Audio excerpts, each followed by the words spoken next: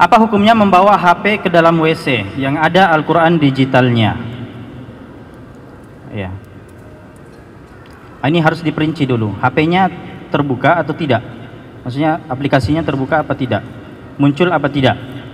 Jika tidak muncul, artinya HP-nya tertutup. Ya, HP-nya tertutup, maka itu tidak apa-apa. Dibawa masuk dalam WC, karena HP secara khusus tidak dinamakan sebagai mushaf, walaupun dalam HP tersebut ada aplikasi Al-Quran, ya. Karena kalau kita mau ya katakan secara umum bahwa semua yang berkaitan dengan Al-Quran tidak boleh masuk dalam WC, ya maka termasuk diri kita ini, ya kita kan ada yang menghafal Al-Quran, ada yang sebagian, ya maka kalau masuk WC keluarkan hafalan Anda dulu, ya. Tapi kan nggak mungkin. Maka untuk HP juga begitu. Jika dalam keadaan tertutup tidak ditampilkan, maka boleh. Adapun jika ditampilkan terbuka aplikasinya, apalagi kalau sambil ya dibuka di dalam, nah ini yang tidak dibolehkan.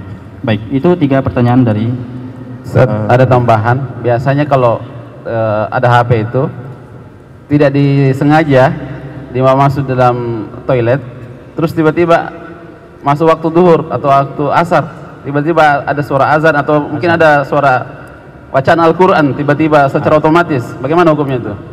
Hukumnya langsung dimatikan, karena pertama hal tersebut tidak kita sadari, ya. Artinya dia terputar secara otomatis tanpa. Namun ini menjadi pelajaran bahwa ya sebetulnya hal-hal tersebut, misalnya ayat Al-Quran dijadikan sebagai nada dering dan seterusnya, nah ini tidak layak untuk dijadikan sebagai nada dering. Ya, adapun aplikasi azan misalnya, sekira aplikasi azan itu kan kita mau menggunakan untuk peringatan azan ketika masuk waktu sebagai alarm, ya. Ini boleh, namun memang kita wanti-wanti sebelum masuk WC ini bisa bunyi, atau kita silent sebelum masuk dalam WC. Adapun jika kita di dalam tanpa tersadar dan bunyi, ya tentunya sesuatu yang kita tidak tahu, ya itu tidak sampai artinya tidak berlaku hukum bagi kita. Ya, artinya langsung kita matikan saja. Nah.